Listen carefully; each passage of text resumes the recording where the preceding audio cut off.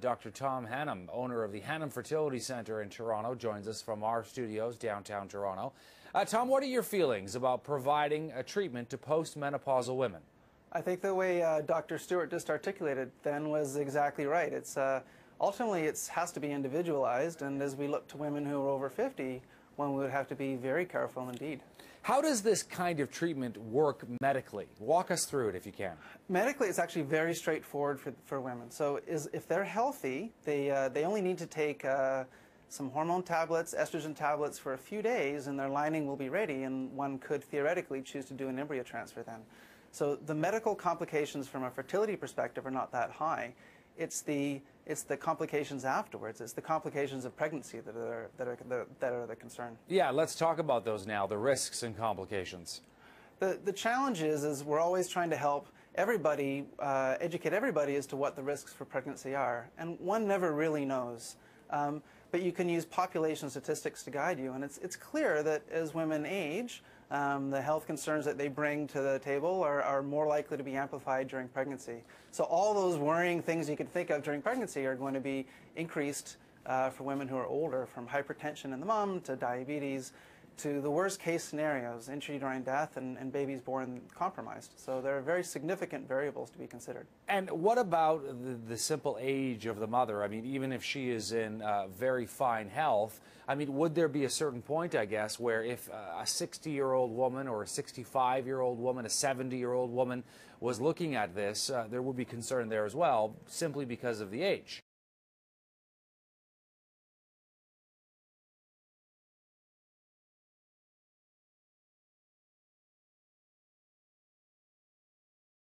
Yeah, absolutely. In fact, what happened to when you look at the paper that they presented, they just really ran out of data for women over the age of 55. So they said that between 50 and 55, as far as they could tell, it seemed to be as safe if the women were properly screened and the clinic wanted to go ahead and the partner was screened. It seemed to be as safe as it would be for other age groups, and over 55 they couldn't say that. So, I mean, what's good about this for Canadians is two things. First of all, it has put a limit now.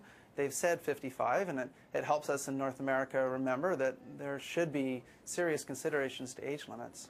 And the other part of it is, this is very relevant to women in Canada, because in Canada it's not legal to pay a woman for her eggs. So to the degree that women are looking for an egg donor for the process, most Canadians are going down to the United States. So the rules that apply to the U.S. very much apply to Canadians looking for solutions. Tom, you're the owner of a fertility center. Would you perform these kind of treatments?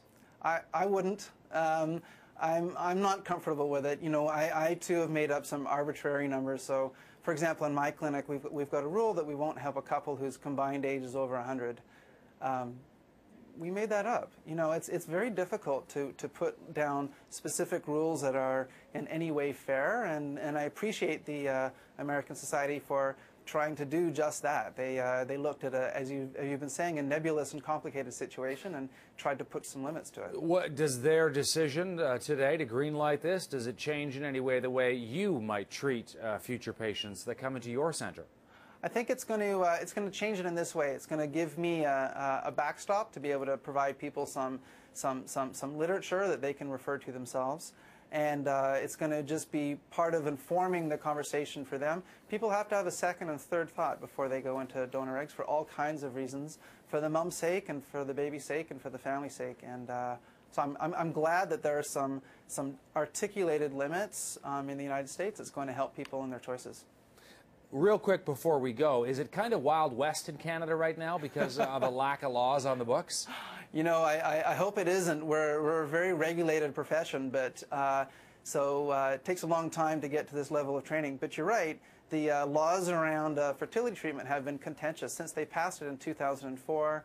That was meant to govern our specific field, and then Quebec challenged those laws, and there's a lot of gray area. Many of us choose to work on the conservative side of that, which is what drives patients to the U.S. sometimes. Tom, thanks so much for making time for us. It was a pleasure to be here. Thank you.